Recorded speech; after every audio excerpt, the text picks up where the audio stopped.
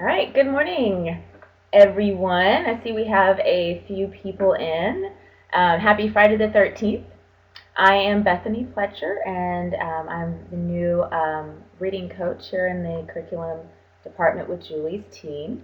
And this is our very first fifth grade coaching session. So um, please let me know how this goes later. Like I said, this is the first one we're doing, so we're testing this out and trying to give you guys a little bit of information for upcoming units of study. These are going to be very brief and just to give you an overview, but if you have any questions, please type those in. And always feel free to email me as well. So our topics, our units of study that are coming up, we have a poetry reading unit of study. Oh, we have a question here. Can everyone hear Beth? Oh, okay. Okay, we're getting that one. Poetry is September 23rd through October 11th, and works out nicely. You'll also be writing poetry from September 30th through October 11th. And then we're also going to cover the Thinking Across Genres unit of study today. I know that's a little bit early just to get you thinking ahead. That starts on October 15th. Because our next coaching session is a new unit, so it will be face-to-face. So we're going to be covering a new writing unit of study, and so we'll go ahead and do this reading unit of study so that we won't have to do that then. Okay.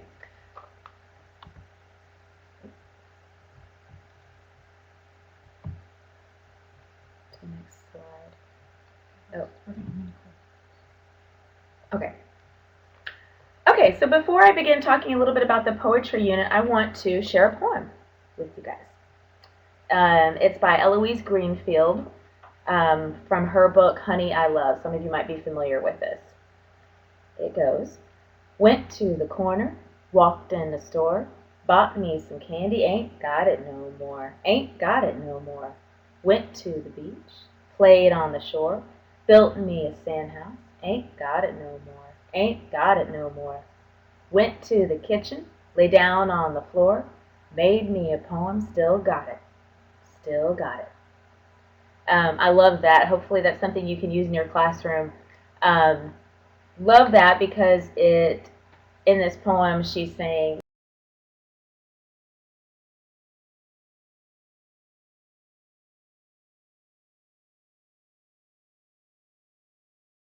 and you want to get your students excited about reading poetry and enjoying poetry. Read it aloud to and read it aloud with your students. Poetry is great for shared reading, for building fluency. It's quick. It's something easy you can put up. There's so much out there. In addition to our Jack Perletsky and Shel Silverstein, there's also things like Honey, I Love, and there's so many materials out there that you can use. So top 5 things for the poetry reading unit that I just want to go over with you. Be sure to teach the forms of poetry. So we know we have our fun, our humorous, but we also have free verse, lyrical, narrative. So, getting the kids familiar with poetry doesn't always rhyme. It's not always funny. That you can write a poem about something sad or something, any kind of experience that they've had. Also, be sure to have fun exploring rhythm and meter, line breaks, and rhyme, and then talking about how these relate to the form. How do these relate to your lyrical poetry, free verse poetry, your humorous poetry? Discover with them things like alliteration, onomatopoeia, and other sound effects. So how these are used in poetry. Also talk about with them how to infer the author's message and how to use context clues in poetry. Okay, just like they would with another type of text. And also discuss how authors use simile, metaphor, and personification to express their ideas. There are lessons in this unit that cover each of those topics pretty in depth, and be sure to share lots of examples with your students in each of those. And they love learning those words, especially onomatopoeia. They love to say that and learn it, and Make sure they learn the vocabulary, alliteration and personification and simile, metaphor. Um, Not just because, yes, they're going to see a lot of that vocabulary on STAR, but they need to know those terms. And something new for this unit, really digging in and talking about author's craft of the poetry. So how does the author craft the poetry? Like an artist crafts a piece of work. So if they look at it that way, so I'm an artist, I'm a painter, how do I craft my artwork to make it just how I want it to be and to convey.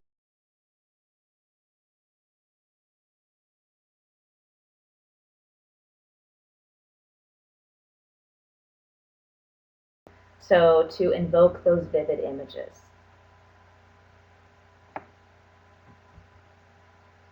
Okay.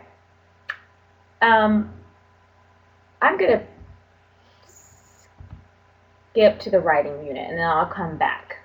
Sorry, I just decided I want to do that. Since we're on the topic of poetry, let's keep it all together. So now that at the same time you're going to be teaching them, you're going to be just immersing them in poetry and more poetry and looking at poems. Now we want to tell them, okay, you're a poet. You're a poet now. You're going to be the poet. If, these authors can write poems, so can you. So, of course, you want to gather some mentor poems, which will be very easy since you'll already be doing that in your reading workshop. So you'll have those to refer back to in your writing workshop. Some of the lessons have to do with just finding poems in everyday objects. So sometimes getting started. So, sitting down and saying, what am I going to write a poem about? It can be anything, something very simple. I'm looking at my morning coffee here. I could definitely think of a poem that I could write about my morning coffee and how it helps me get through my day. So any kind of thing. Sometimes it's helpful to take students outside or walk around the building and just look at things that they know. They could write a poem about the school cafeteria or the library. And then talk about with them how to unpack their suitcase of writing tools. Okay. Of course, you'll want to create some anchor charts with the reading and the writing poetry unit. One is going to be a tools for crafting your poem anchor chart, and this is where you're just going to start keeping track of all those different things that we're learning. So now that we learned about metaphor this morning in reading workshop, now we can use that. Let's try that today when we're working on our poems. And the same again with personification, simile, alliteration. How can we enhance our poetry and really invoke an image from our readers? And then, of course, at the end of this writing unit, so important and so crucial, I can't stress this enough, to have a celebration. I think in the writing unit of study, it's called Poetry Palooza. You want to think of those beatnik.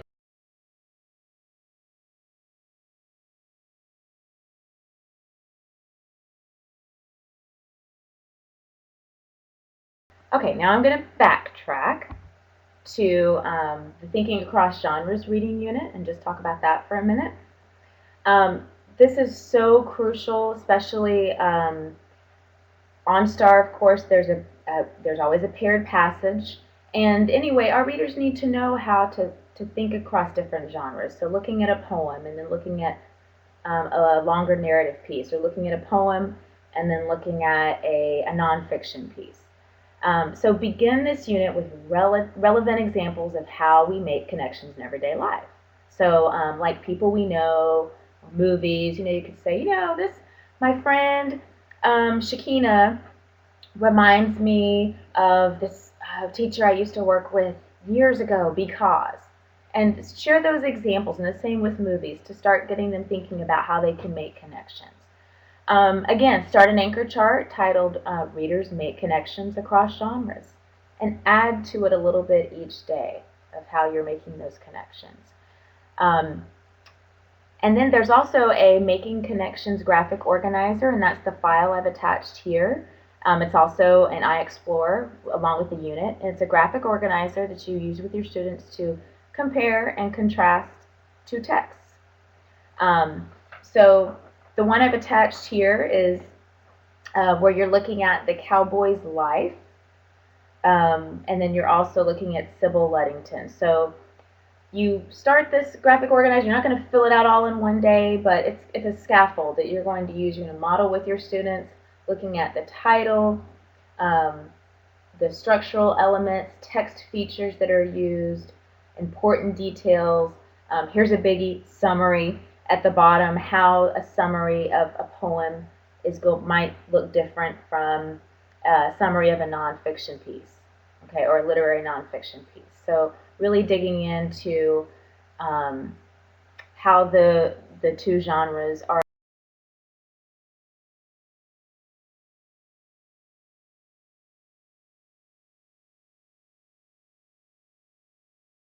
just hopefully start doing that naturally. So it's just a scaffold built in for you with this unit. Be sure to make inferences across genres. Look at those big ideas, messages, and themes. That's really crucial. What we've noticed with STAR, um, especially with summaries, it's not really, oh, beginning, middle, end. We want to look at the big picture. Okay? And of course, discuss author's craft and the purposes of different genres. Okay? Why, if I want to write about a character in history, why would I want to choose a poem maybe over just writing a nonfiction piece about that person? Okay, and of course that will transfer over to writing. We write different genres for different purposes and how we want to get our point across. The last thing I'm going to talk about today is just relating everything in the poetry unit, thinking across genres, back to STAR. Of course, you want to use the language of STAR question stems during read-alouds and mini lessons that relate to your units. Of course, it might be good to develop some anchor charts with your students that contain question stems, particularly that genre.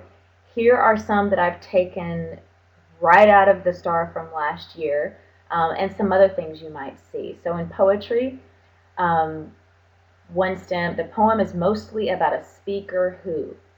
The poem uses blank and line blank to highlight. With which statement would the poet most likely agree? So there you can see they're using terms like poem, speaker, highlight, poet, and that's something you want to get your kids familiar with. In thinking across genres, some of the stems both selections suggest. What is one difference between the selections? Based on information provided in both selections, the reader can conclude that, so there's a big inferring question there, and with which statement would the authors most likely agree? So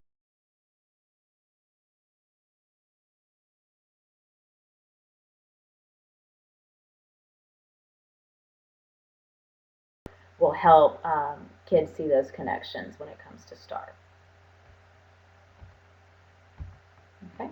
Very last thing, just some important dates to remember, just some reminders.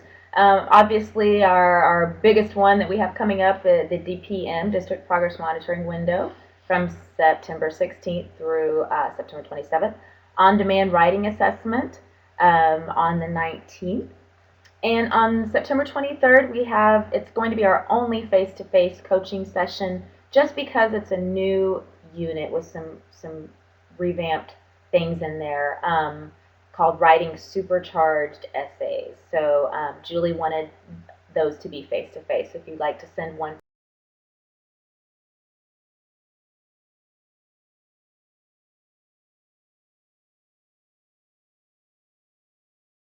I believe information has already been sent out. If not, we'll send out soon about where that is. Okay. And I see a good question here that I'm just going to address because it's a very good question. Donna has asked, are these stems in I Explore with the units? There may be some in there, but I'm going to check on that today. And if they're not, we definitely need to put some in there. That's a great question.